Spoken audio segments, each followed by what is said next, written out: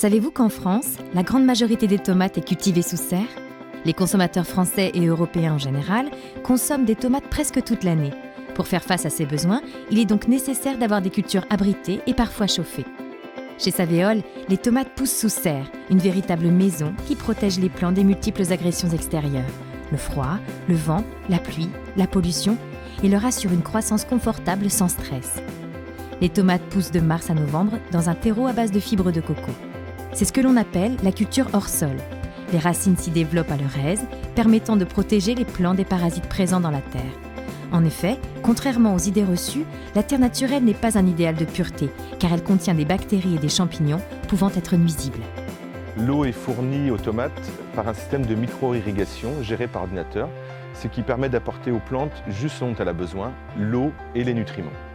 En fonction de la météo et de la chaleur, on va adapter le volume suivant la consommation de la plante. Résultat, une tomate Savéol va consommer 2 fois moins d'eau qu'une tomate cultivée en pleine terre. Pour diminuer leur consommation de chauffage, les producteurs ont fait preuve d'ingéniosité. Ils ont installé des systèmes d'énergie renouvelable, comme des chaudières à bois ou des rideaux pour garder la chaleur.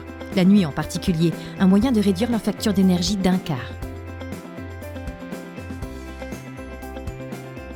Depuis 1983, Savéol possède son propre élevage d'insectes, un moyen naturel de reconstituer un écosystème dans les serres. Des bourdons pour polliniser et des insectes auxiliaires pour éliminer naturellement les parasites nuisibles aux plantes. C'est ce qu'on appelle la PBI, la protection biologique et intégrée. Chez Savéol, nous avons privilégié l'aspect financier, le respect de l'environnement et la sécurité alimentaire. La PBI, il faut savoir, est une technique coûteuse qui revient 2 fois plus cher qu'un traitement chimique. Elle demande aussi beaucoup plus d'implication, beaucoup plus de surveillance, mais le résultat est là et nous en sommes vraiment fiers. Savéol élève et livre aux 130 producteurs de la coopérative les ruches de bourdons nécessaires à la pollinisation et les insectes auxiliaires utiles à la défense des cultures. On distingue ainsi 2 catégories. Les mange-tout ou prédateurs, comme la coccinelle ou la punaise Macrolophus, qui ne font qu'une bouchée des insectes nuisibles, tels que le puceron. Les spécialistes ou parasitoïdes, comme l'encarsia, une microguêpe qui vient à bout d'un des pires ravageurs de culture, la mouche blanche, également appelée l'alorode, dont les larves sucent la sève des plants, entraînant leur dépérissement. Dans la nature, le vent et les insectes butineurs jouent les entremetteurs, mais dans les cultures sous abri, comment faire pour polliniser ?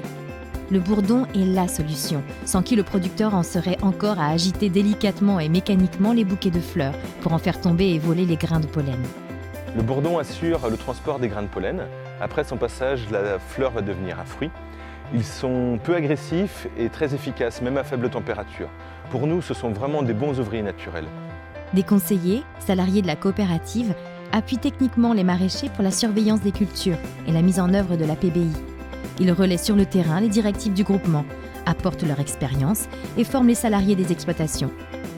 Cette structure complète est unique en France.